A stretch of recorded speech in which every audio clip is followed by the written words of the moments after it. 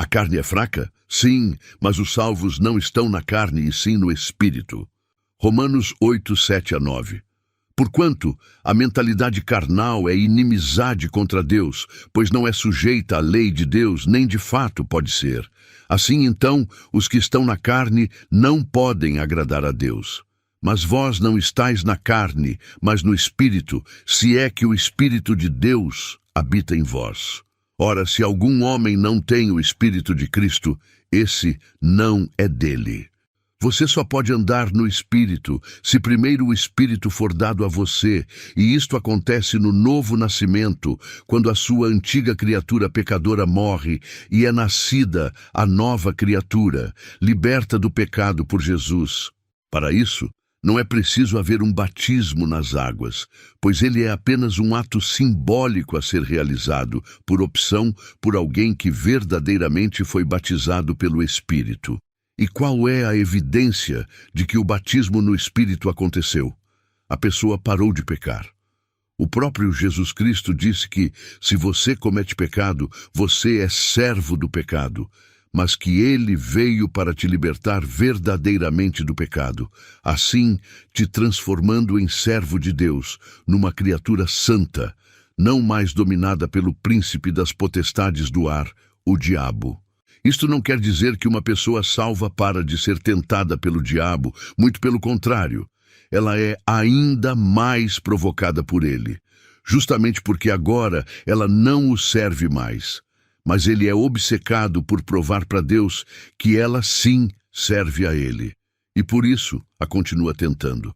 A diferença entre a antiga criatura e o salvo é que ao salvo ser tentado, ele simplesmente não obedece a essas tentações, visto que agora o Espírito Santo de Deus que habita nele e que, como o próprio nome diz, é santo, não permite que esta pessoa cometa pecado.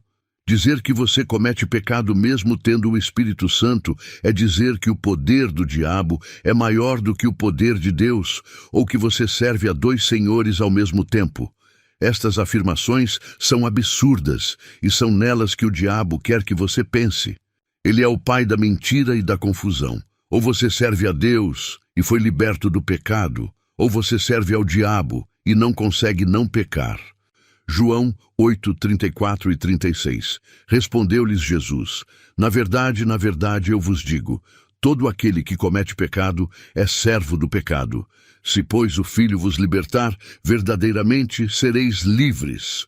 Romanos 6, 6-7.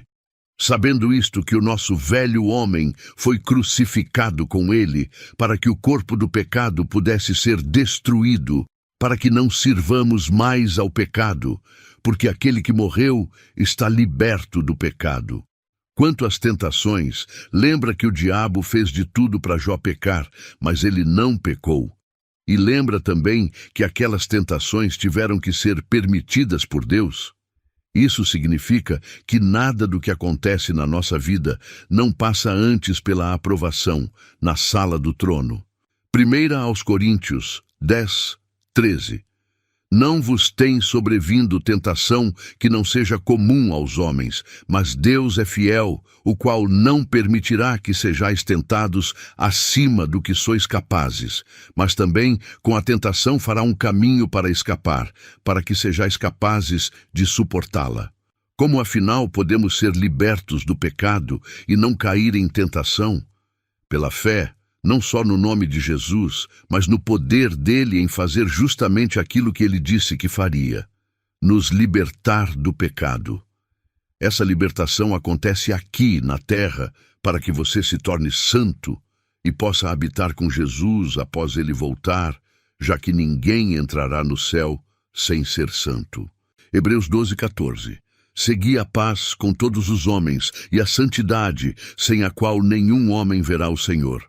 Se qualquer pessoa nesse mundo, seja na sua igreja, seja no seu emprego, seja na sua casa, prega outra doutrina e diz que vamos morrer sendo pecadores, ou que quando pecamos, Deus não vê o nosso pecado, mas vê Jesus na cruz, ou que pecamos todo dia, ou que Deus nos considera justos e santos e não nos faz justos e santos, ela está pervertida, comete heresia e você não pode ter parte nenhuma com ela.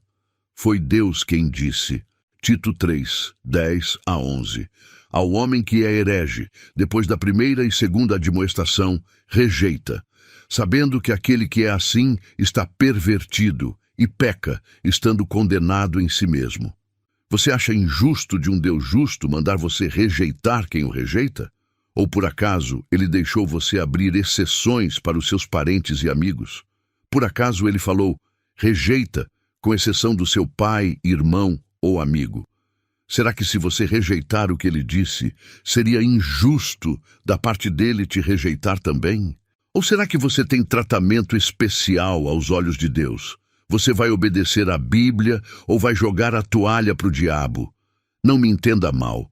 Você tem todo o direito de decidir aonde você vai morar eternamente.